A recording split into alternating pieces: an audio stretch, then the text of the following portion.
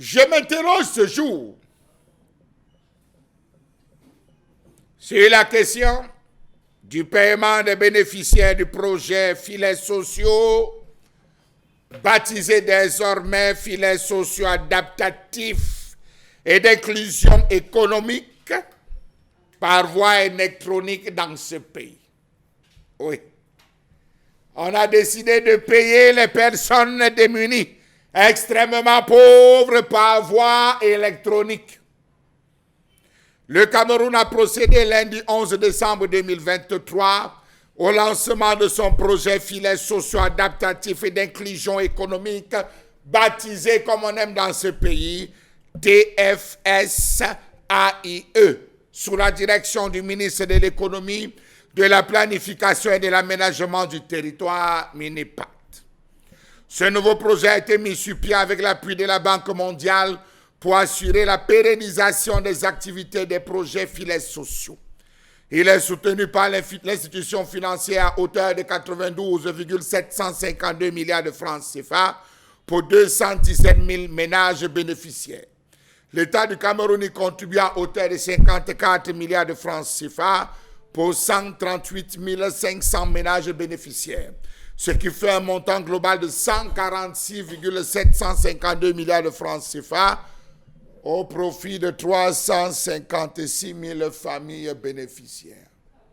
Prenez la calculatrice, divisez 146 000 milliards, 146 752 milliards par 356 000 familles pour voir à peu près à combien vont se retrouver chacune de ces familles, hormis l'achat des véhicules, hormis les frais de dépôt et de retrait, hormis les séminaires, hormis les regroupements, hormis les inventaires.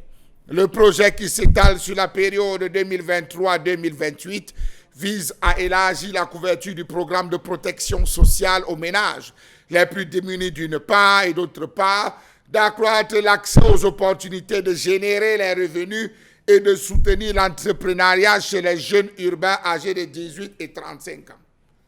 Voilà un projet on dit filets sociaux, inclusifs ou d'inclusion économique ou adaptatif. Vraiment, ils ont trouvé le mot pour les personnes démunies. À la 36e page de ce document, on vient ajouter une phrase. Je vous la lis.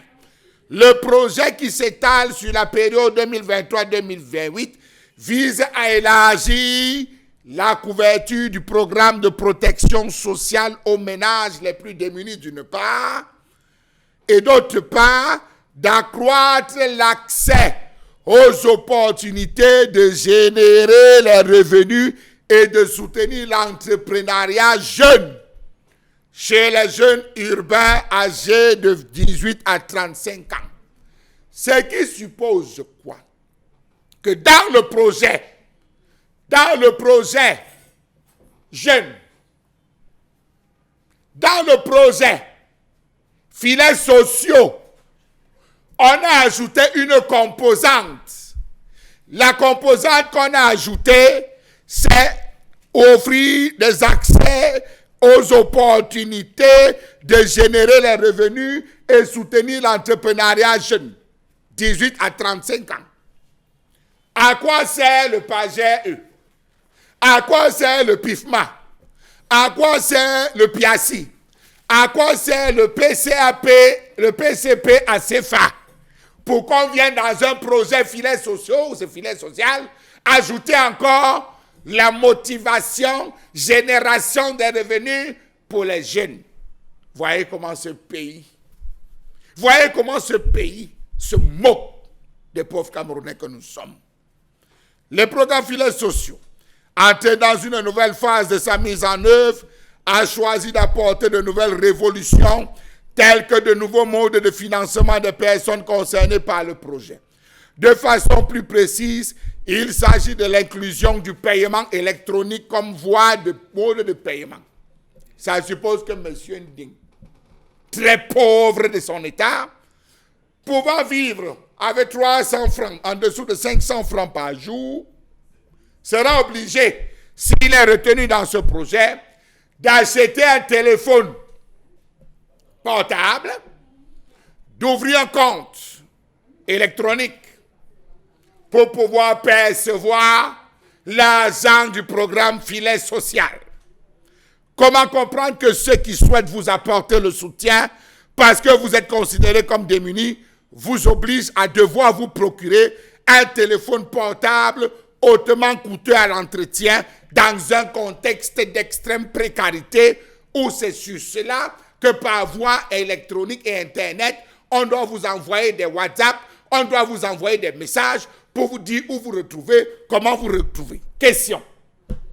À quoi servent les centres sociaux du ministère des Affaires sociales implantés dans tous les quartiers?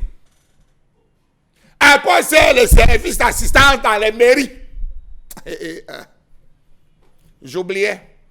Les coordonnateurs du projet estiment que le paiement cash est très lourd. Les agressions, les pertes. Alors qu'avec le paiement électronique, ça va plus rapidement. Lorsque vous avez le numéro de votre bénéficiaire, il vous suffit d'appuyer juste un bouton et tout le monde a son argent. Où se fera donc les réclamations? Salut. Franchement.